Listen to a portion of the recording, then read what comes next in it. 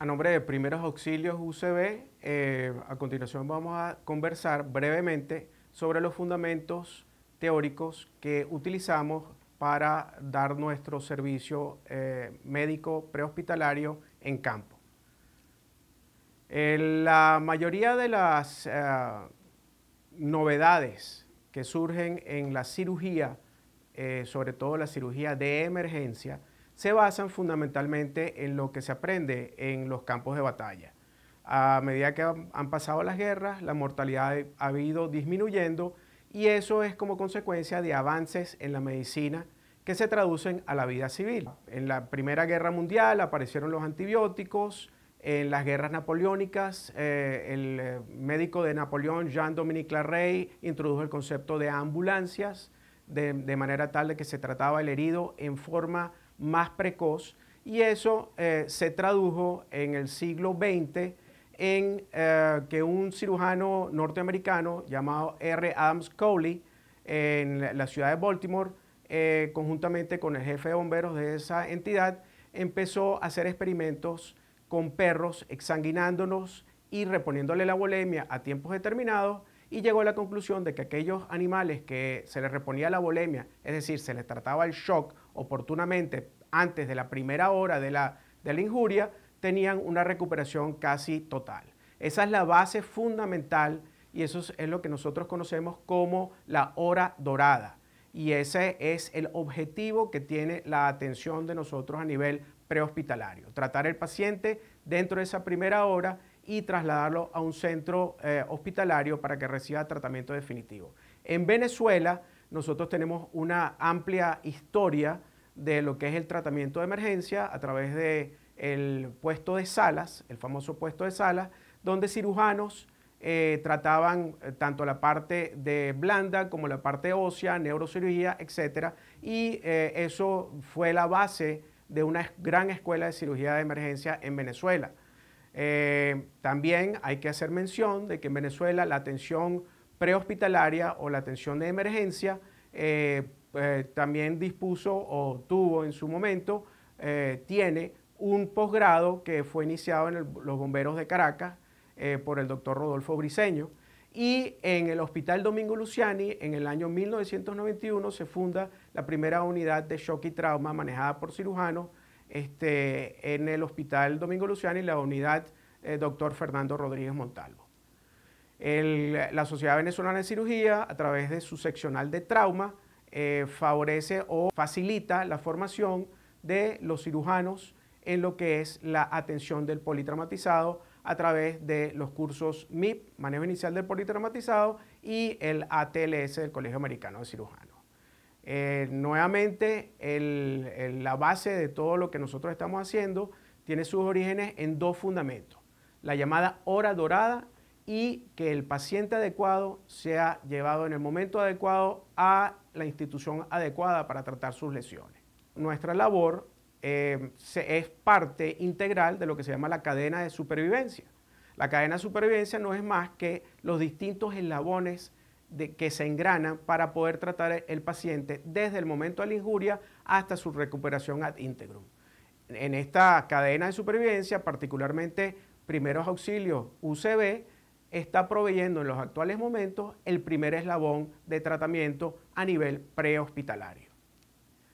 La formación que nosotros tenemos, o la cual nosotros le impartimos a nuestros miembros, tiene fundamentos o se fundamenta en el PHTLS, el Colegio Americano de Cirujanos, que es para situaciones prehospitalarias no conflictivas, y estamos basándonos mucho en lo que se llama el TCCC o Tactical Combat Casualty Care, que es el mismo PHTLS, pero para situaciones ya donde hay riesgos ambientales mucho mayores para el personal. La atención en el sitio prehospitalario táctica, aparte de tratar la condición médica del herido, el personal médico debe manejar la situación táctica del entorno mientras provee atención médica. Y esa es la gran diferencia con lo que es el PHTLS o la atención prehospitalaria en tiempos normales sin situaciones de conflicto. La mortalidad en trauma se comporta universalmente con 3 grandes periodos de mortalidad. Un primer periodo de mortalidad, que es los primeros segundos a minutos después de que el paciente sufre la injuria y representa el 40% de todas las muertes de trauma, y es debido fundamentalmente a rotura de grandes vasos o rotura cardíaca y lesiones cerebrales irreversibles como lesiones a tronco, médula espinal o traumatismo craneoencefálico con abiertos. El segundo periodo se produce horas o días después, ¿ok? Y está representado fundamentalmente por hematomas subdurales, epidurales, hemoneumotórax, ruptura de vasos, laceraciones de grandes de vísceras sólidas, como puede ser hígado o vaso, y fracturas de pelvis. Y un tercer periodo que ya tarda días, semanas, en donde debido a las complicaciones por no haber atendido a ese paciente durante los primeros 60 minutos, empiezan a surgir daños multiorgánicos como insuficiencia renal, síndrome de dificultad respiratoria del adulto, falla multisistémica y fundamentalmente la sepsis.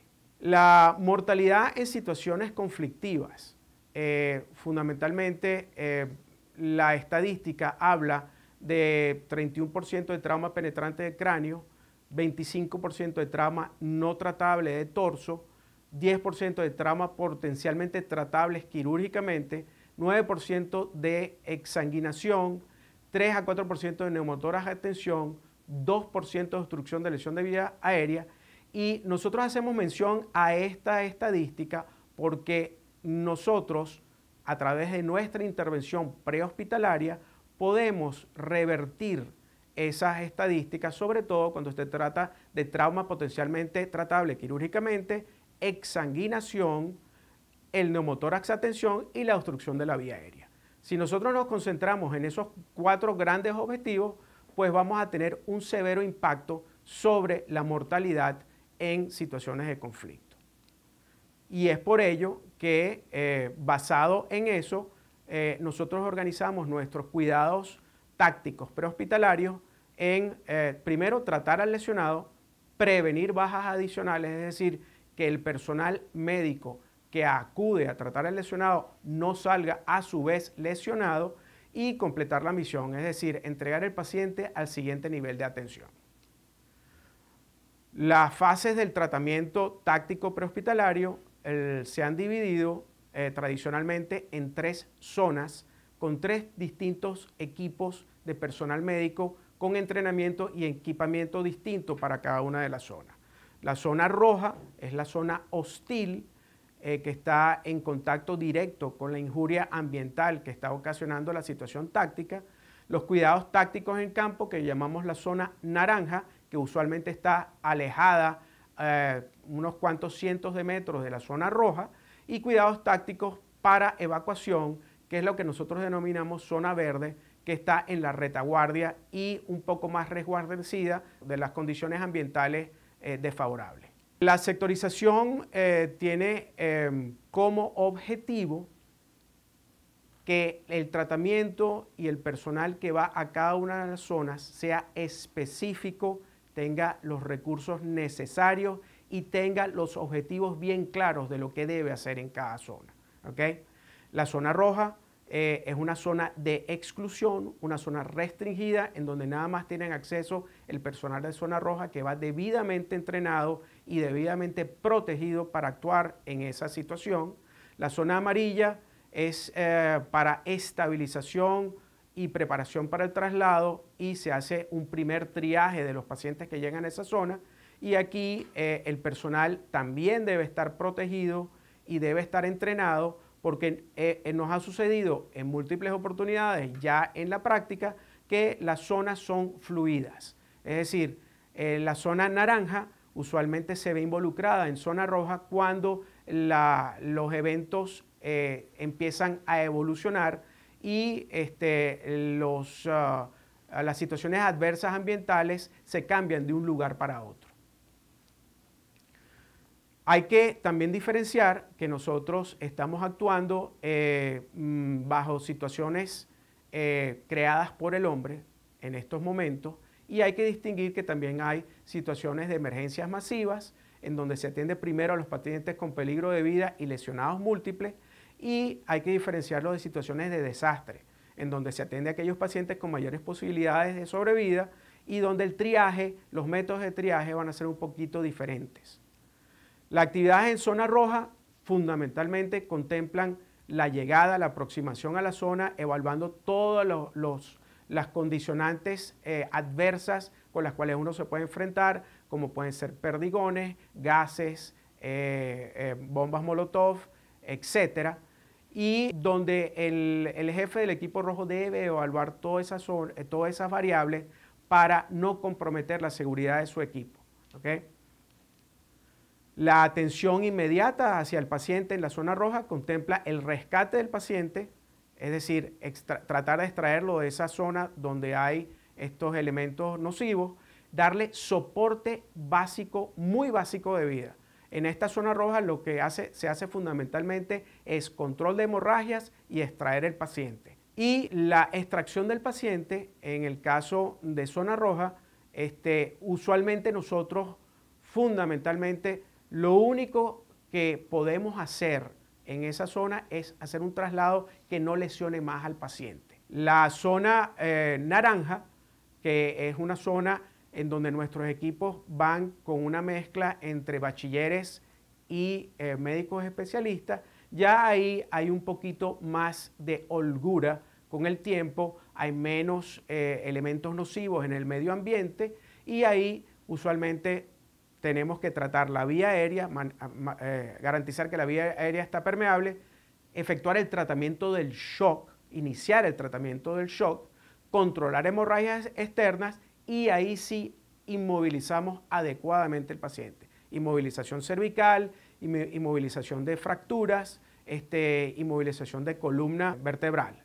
Y preparar el paciente para el traslado al siguiente nivel de cuidado, que es el nivel verde. La vía aérea permeable a nivel de estos dos áreas, roja y naranja, se hace lo más sencilla posible. Si no hay lesiones cervicales, se hace una hiperextensión del cuello. Si hay sospecha de lesiones cervicales, se hace una sublujación del maxilar inferior. Y también en zona naranja disponemos de cánulas de Mayo y disponemos de ambú. A veces disponemos también para zona naranja de vías nasofaríngeas. ¿Okay? Y a nivel del entrenamiento también entrenamos a nuestro personal en la maniobra de Heimlich, porque a veces hemos tenido oportunidades en donde hay obstrucción de vía aérea superior debido a que el paciente tiene un cuerpo extraño a nivel de vía aérea superior y hay que desalojarlo mediante la maniobra de Heimlich. En cuanto al tratamiento del shock, básicamente nosotros es uno de nuestros objetivos fundamentales y lo que nos va a garantizar que el paciente sobreviva en esa hora dorada. Nosotros tenemos acceso sobre todo en la zona naranja y en la zona verde, acceso venoso periférico, dos vías, dos Yelco número 14. Utilizamos soluciones de Ringer lactato para expandir la parte volémica del paciente durante el traslado hacia un sitio de tratamiento definitivo. También utilizamos como recurso la posición de Trendelenburg, ampliamente conocida por todos ustedes. En cuanto a la inmovilización, nosotros, debido a que tenemos que ingresar a la zona roja y la zona naranja a pie, nosotros no tenemos mayores implementos de inmovilización más allá de collarines cervicales. Los implementos de inmovilización se reservan para la zona verde. En cuanto a las quemaduras, que es otra de las lesiones que se ven frecuentemente en este tipo de actuación, nosotros nos limitamos a, en quemaduras de pequeña superficie, a antiséptico local y una crema estilo sulfadiazina de plata y rollo de quemado. En caso de quemaduras más extensas, cuando se evacúa el paciente de rojo a naranja y de naranja a verde, ahí se utiliza los rollos de quemado, la sulfadiazina de plata y sobre todo se agarran buenas vías y se empieza a hidratar el paciente con Ringer lactato. A nivel de zona verde, ya es, como dije anteriormente, una zona menos expuesta a todas las influencias nocivas ambientales. Ahí nuestros equipos tienen la mayor concentración de médicos especialistas y usualmente tratamos de seguir el protocolo ABCD del tratamiento del politraumatizado. A para vía aérea, B para ventilación, C para circulación, D para déficit y E exposición. A ese nivel nosotros disponemos de unos kits o morrales donde tenemos insumos para poder hacer cada una de las etapas del tratamiento inicial del politraumatizado, como son el kit A, tenemos laringoscopios, tenemos tubos endotraqueales, tenemos para aspirar el paciente y tenemos ambú. Y en la parte B, para la parte de ventilación, fundamentalmente tenemos ambú. Esperamos en un futuro poder disponer de ventiladores de traslado. Y en la parte C, para circulación, ese kit contiene absolutamente todo lo que se necesita, desde los Yelco para agarrar una buena vía, macrogoteros, las soluciones, perfusores, etc. El kit D de déficit, ahí es donde nosotros colocamos todos los materiales e implementos que necesitan los traumatólogos que salen con nosotros para inmovilizar en campo fracturas, luxaciones, etc. En cuanto a la zona verde, otra de las cosas importantes que se aprovecha a hacer en la zona verde es el llamado triaje. El triaje no es más que seleccionar el paciente que va a ser evacuado hacia un centro superior de atención en el momento más oportuno.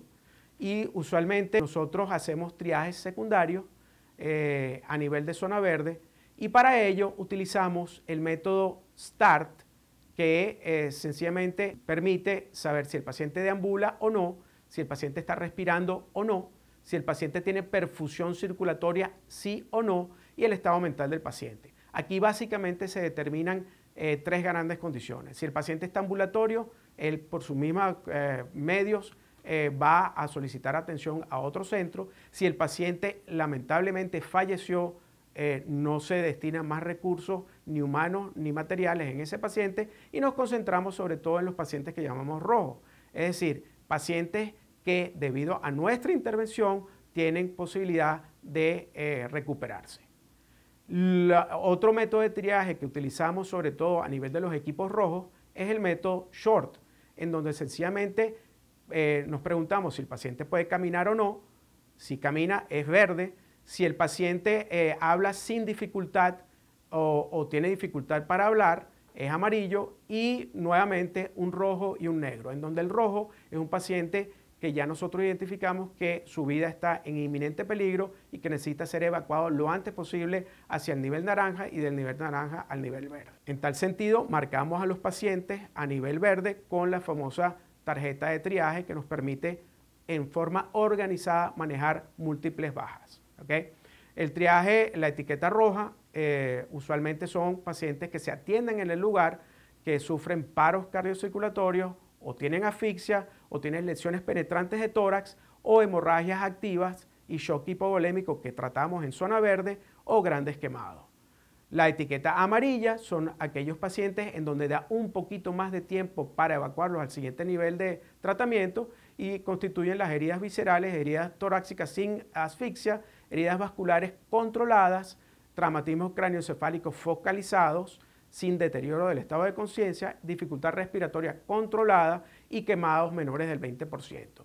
La etiqueta verde, como dijimos anteriormente, son todas las demás lesiones en donde el paciente puede ambular y puede ir por sus propios medios al siguiente nivel de atención. En cuanto a las lesiones graves, nosotros hemos visto, ya hemos tenido oportunidad de ver neumotórax de atención, hemos tenido oportunidad de tratar, no solamente ver, sino tratar lesiones traumáticas de amputaciones, y hemos tenido dificultades respiratorias severas que hemos podido tratar a nivel tanto naranja como verde. En cuanto a la resucitación cardiopulmonar que se hace a nivel de nuestra zona verde, es lo que se llama soporte básico de vida. Nosotros ahí no hacemos soporte avanzado de vida, eso lo reservamos para el siguiente nivel, que ya sería el nivel hospitalario.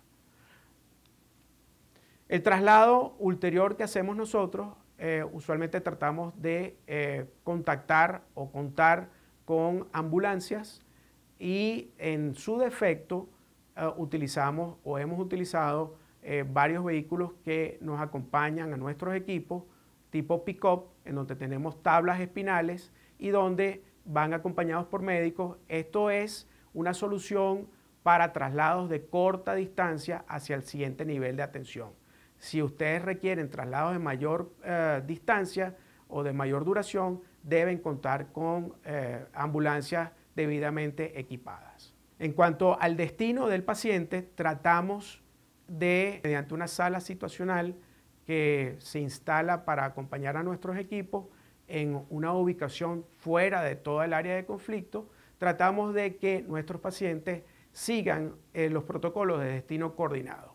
Es decir, que si tenemos un traumatismo cráneoencefálico severo, el paciente sea trasladado a un centro asistencial que disponga de neurocirugía. De nada nos sirve el trasladar al paciente a un centro superior de tratamiento en donde no hay los recursos para tratar la distinta patología y donde el paciente va a empezar a ser trasladado de centro a centro, perdiéndose aquellos minutos valiosos de la hora dorada. En cuanto a la labor que hace Primeros Auxilios UCB, debemos clarificar y dejar muy en claro que nosotros somos la atención del primer eslabón.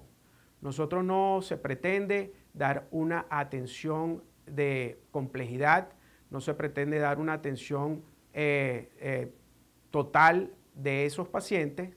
Somos sencillamente el primer eslabón de tratamiento prehospitalario de los pacientes que se generan en estas situaciones conflictivas.